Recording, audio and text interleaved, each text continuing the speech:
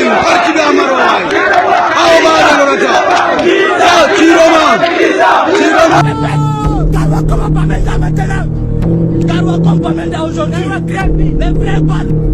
Les vrais balles, les gars, pas les pètes-pètes.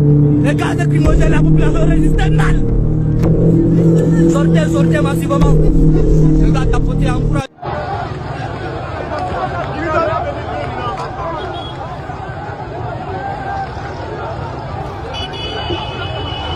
Bonjour à tous et bienvenue sur Voix d'Afrique 24, la chaîne qui donne la parole aux vérités enfouies du continent, sans filtre et sans complaisance. Les élections présidentielles du 12 octobre ont laissé un goût amer, rumeurs de fraude, manifestations dans les rues de Douala et Yaoundé, et un Paul Biya, 92 ans, qui s'accroche à son trône depuis 43 ans comme un baobab centenaire. Mais voilà qu'une bombe lâchée par Jeune Afrique fait trembler les couloirs du pouvoir. Paul Biya aurait proposé le poste de Premier ministre à son principal rival, Issa Chiroma Bakary. Vérité ou mensonge ? Un geste d'apaisement ou une ruse pour étouffer l'opposition naissante. Imaginez la scène. D'un côté, un président sortant crédité de 53,66% des voix par la Commission nationale de recensement. De l'autre, un opposant charismatique qui clame sa victoire avec 54,8% selon ses propres chiffres. Et entre les deux, une offre secrète transmise par des émissaires.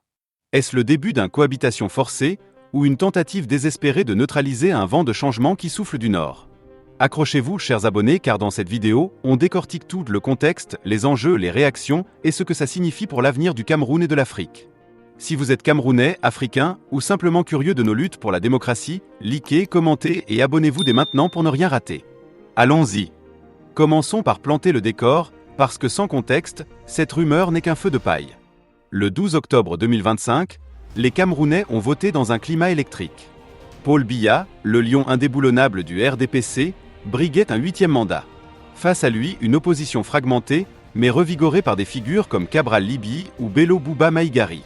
Et puis il y a Issa Chiroma Bakary, 75 ans, natif de Garoua dans le Nord, ancien ministre fidèle du régime pendant des décennies.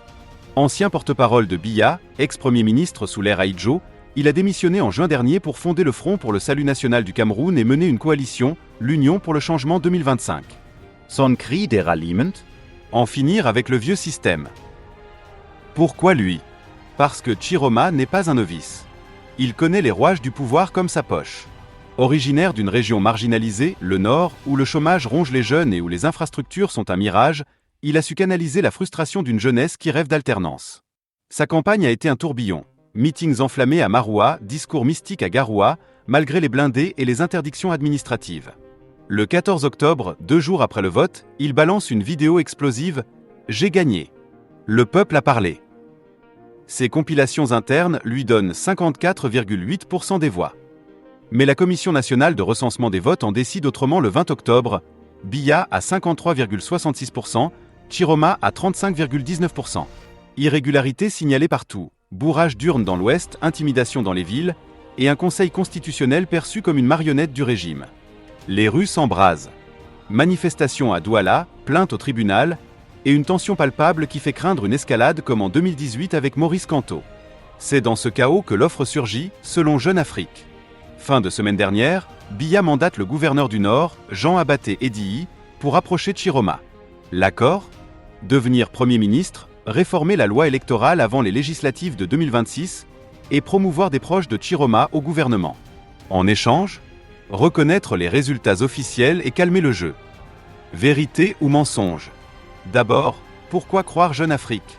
Ce magazine panafricain, basé à Paris, a une réputation d'exclusivité solide sur le continent. Leurs sources ? Des insiders des deux camps, des diplomates discrets et des observateurs sur le terrain. Pas de démenti officiel de la présidence camerounaise à ce jour, ce qui est déjà un aveu par silence. Du côté de Chiroma, un lieutenant close la boucle. C'est une tentative de neutralisation politique.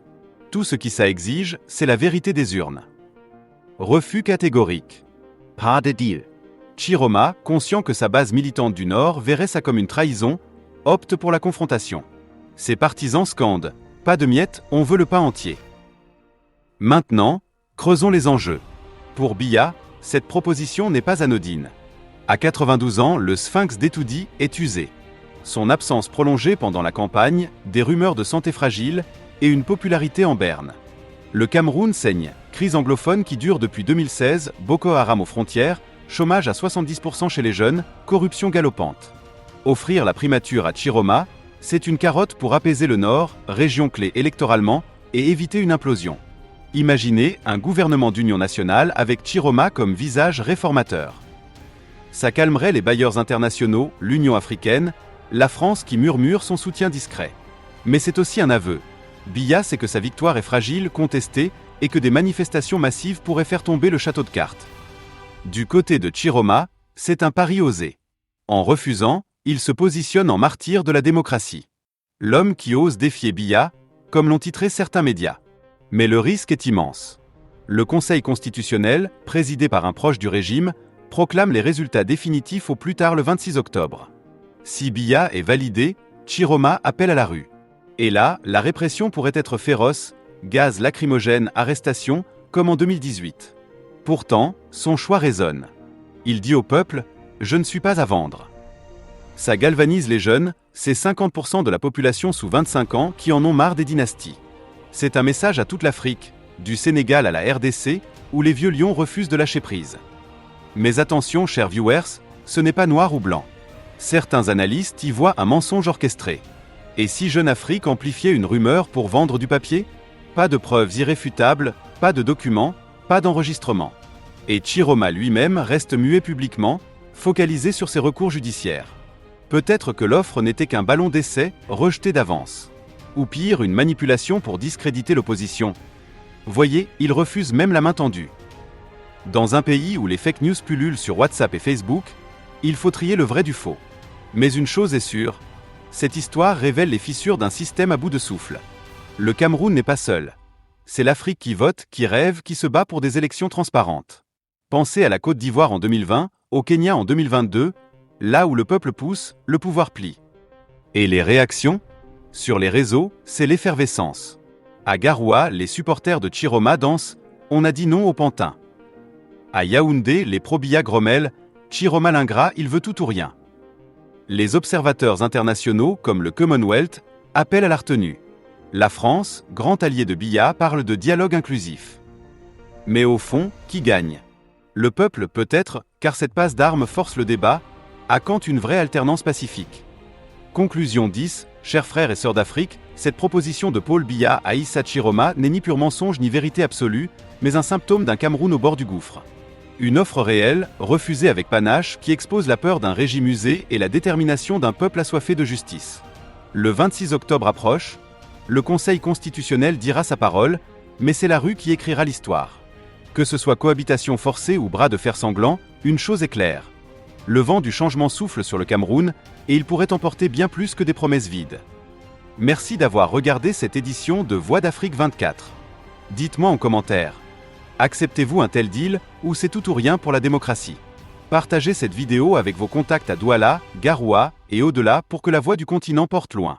Abonnez-vous, activez la cloche pour les alertes, et rejoignez-nous demain pour décrypter les suites de cette saga. L'Afrique se lève, et Voix d'Afrique 24 est avec vous. Paix et unité. À bientôt.